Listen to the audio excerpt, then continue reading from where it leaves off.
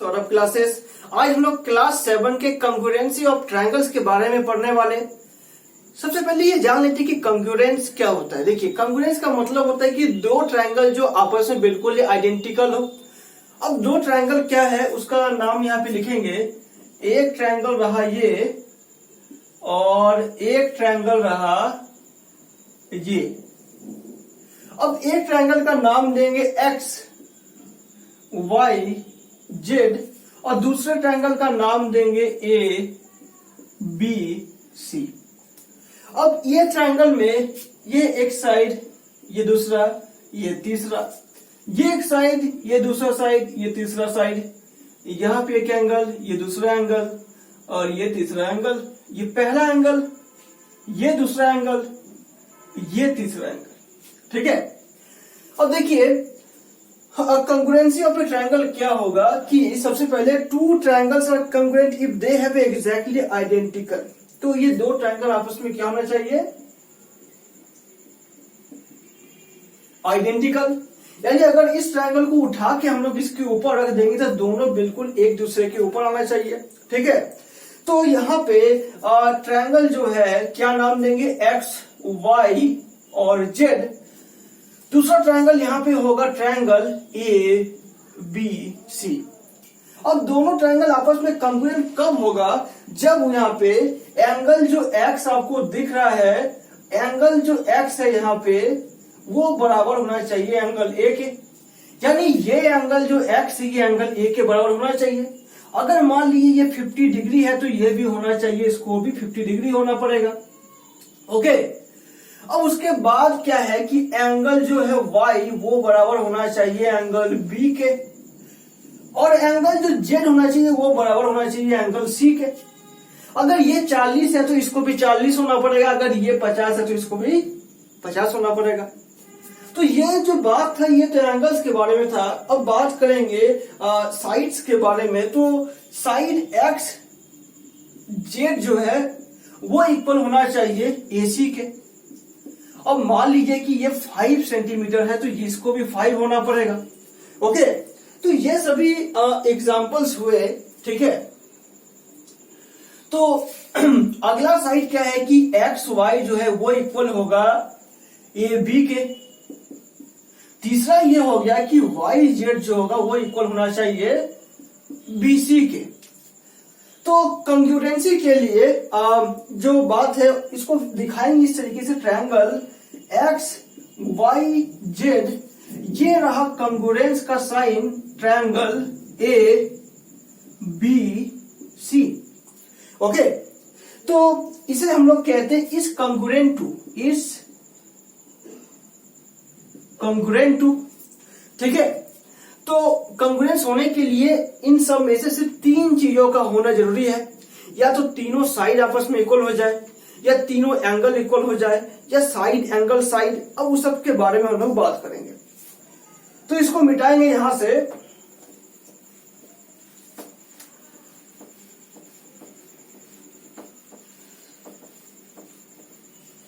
तो सबसे पहला हम लोग देखेंगे, पहला है कि एस एस एस कंग्रुएंस क्या है।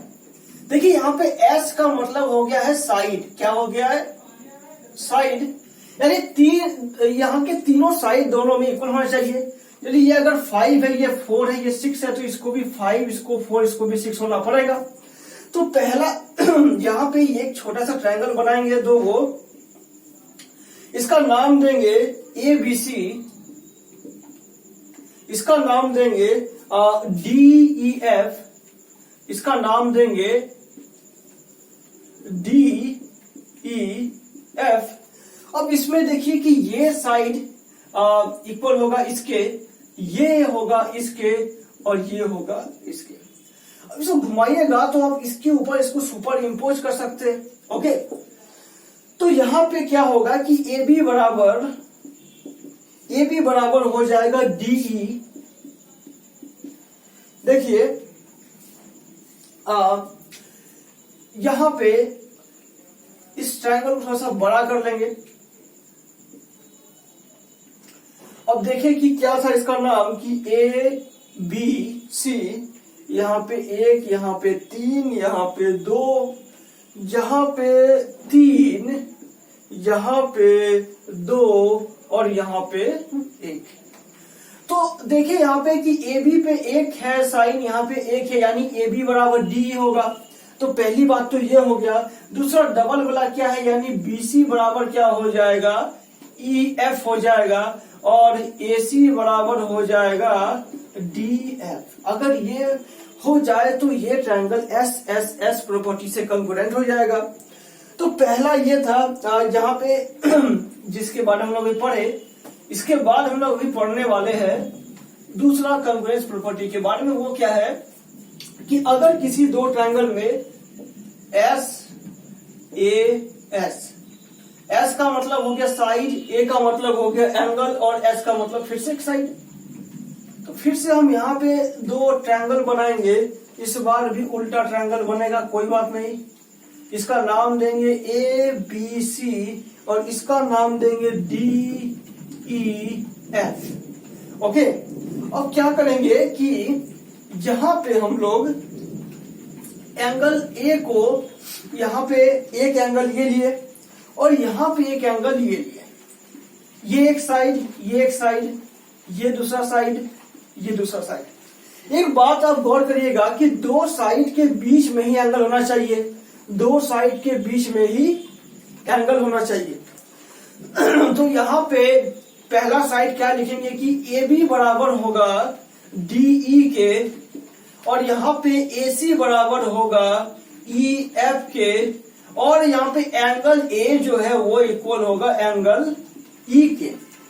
तो एस ए एस प्रॉपर्टी के बाद अगला प्रॉपर्टी है ए एस ए। देखिए ए एस ए क्या हो गया कि यहाँ पे एक ट्रायंगल ये रहा और दूसरा ट्रायंगल फिर से हम उल्टा लिए, और यहाँ पे देखें कि यहाँ पे ए बी सी इसका नाम है और इसका नाम है डी ई एफ। अब देखिए यहाँ पे हमको दो को एंगल लेना और दोनों एंगल के बीच में ही साइड होना चाहिए। तो ये रहा एक एंगल, ये रहा दो एंगल, ये रहा बीच का साइड, ये रहा एक एंगल, ये रहा दो एंगल, ये बीच का साइड। ओके, तो उसके बाद दूसरे एंगल के लिए डबल साइन दिखाएंगे। ओके, तो यहाँ पे आप देखें कि यहाँ पे एंगल ए बराबर एंगल डी हो गया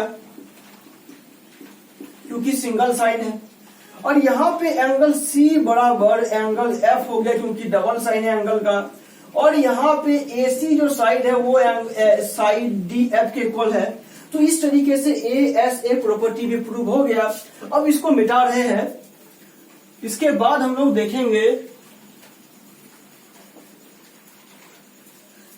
इसके बाद अगला है डबल ए एस। तो इसके लिए फिर से हम लोग दो ट्रायंगल बना के आपको समझाने का कोशिश करेंगे। ये रहा एक ट्रायंगल सीधा और ये रहा फिर से कौन सा टेढ़ा ट्रायंगल है। चलिए, तो इसका नाम है ए बी सी और दूसरा ट्रायंगल का नाम है D E F, D E F. अब दो एंगल और एक साइड है यहाँ पे, तो यहाँ पे ये रहा दो एंगल और यहाँ पे साइड अलग हो गया क्योंकि दो एंगल एक साइड है, एक साथ है ए ए, इसीलिए ऐसा किए। और यहाँ पे डी ई यहाँ पे रहेगा और एक साइड यहाँ पे रहेगा। तो यहाँ पे आप देखिए कि एंगल ए बराबर हो गया हमारा एंगल डी, एंगल बी बराबर हो गया एंगल ई, और उसके बाद BC बराबर हो जाएगा EF।